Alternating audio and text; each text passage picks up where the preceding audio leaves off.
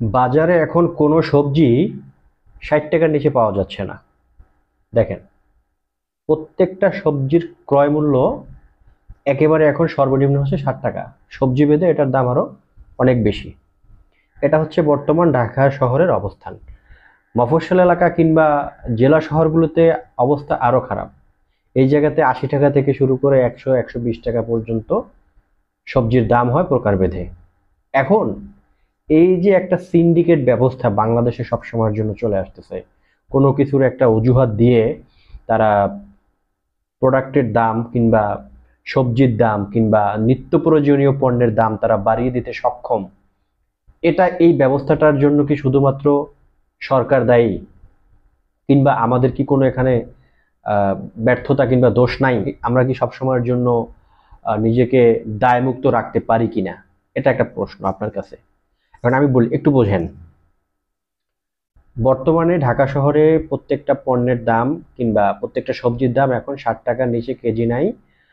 তারা এখন দাবি করছে, যেহেতু ছাত্র আন্দোলন হচ্ছে, নানা জায়গা থেকে গাড়ি আসতে পারতেছে না, সবজি আসতে পারতেছে না, টানা বৃষ্টিপাত, উৎপাদন কম হচ্ছে, নানা ধরনের এক্সকিউজ দাঁড় করিয়ে তারা এখন পণ্যের দাম কিন্তু ব্যাপকভাবে বাড়ায় দিছে। এবং একটা গোষ্ঠী, একটা চক্র কিন্তু চমৎকারভাবে কিন্তু মুনাফা অর্জন করছেন। প্রশাসনের নাকের ডগায় বসে কাজগুলো করে যাচ্ছেন, কিন্তু প্রশাসন ওই ব্যাপকভাবে কিন্তু কোনো ধরনের অ্যাকশন নিতে পারছেন না। এখন এরা এত বড় চক্র, এদের বিরুদ্ধে অ্যাকশন নেওয়া আসলে প্রশাসনের পক্ষে কতটুকু বা প্রশাসন কতটুকু সক্ষম এই জায়গাটা, সেটা প্রশ্নবিদ্ধ। যাই হোক, আমি বোধ করি যদি প্রশাসন কিংবা সরকার যদি যে কোনো বিষয়ে স্টেপ নিতে চায়, সেটা তারা সাকসেসফুল করতে পারে। অতীতে আমরা এমনটা দেখছি। এখন বড় বড় জিনিসগুলো কিন্তু প্রশাসন হ্যান্ডেল করছে। এখন আসি, মূল কথায় আসি, পয়েন্টে আসেন এবারে।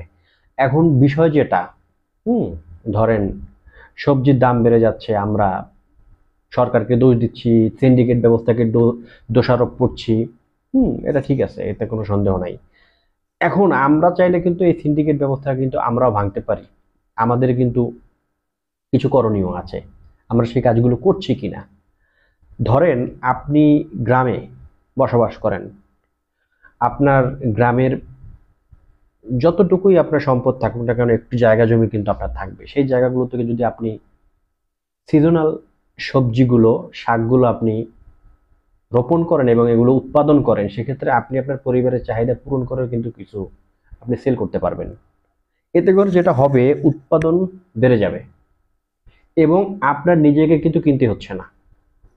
উৎপাদন যখন বেড়ে যাবে, তখন কিন্তু এই সমস্ত অসাধু যে গোষ্ঠীটা আছে, তাদের কাছে কিন্তু মালের সাপ্লাইটা বেড়ে গেলে তারা কিন্তু আর এভাবে কিন্তু আপনার সিন্ডিকেটটা করতে পারবে না। এটা হচ্ছে প্রথম কথা। 2 নম্বর কথা হচ্ছে, আপনি শহরে থাকেন, বলবেন শহরের জায়গা কই, জমি কই।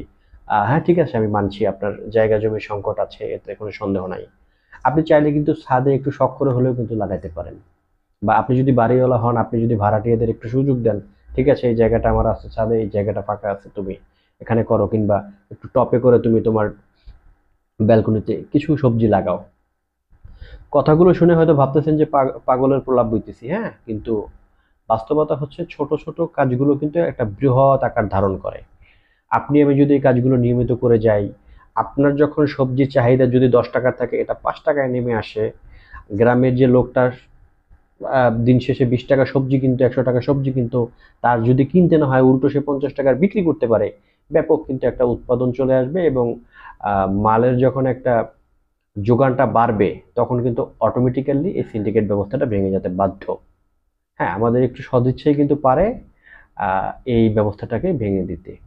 হুম তো চেষ্টা করবো সবাই অন্যকে দোষারোপ না দিয়ে আমরা আমাদের নিজের জায়গা থেকে কিছু একটা করার জন্য।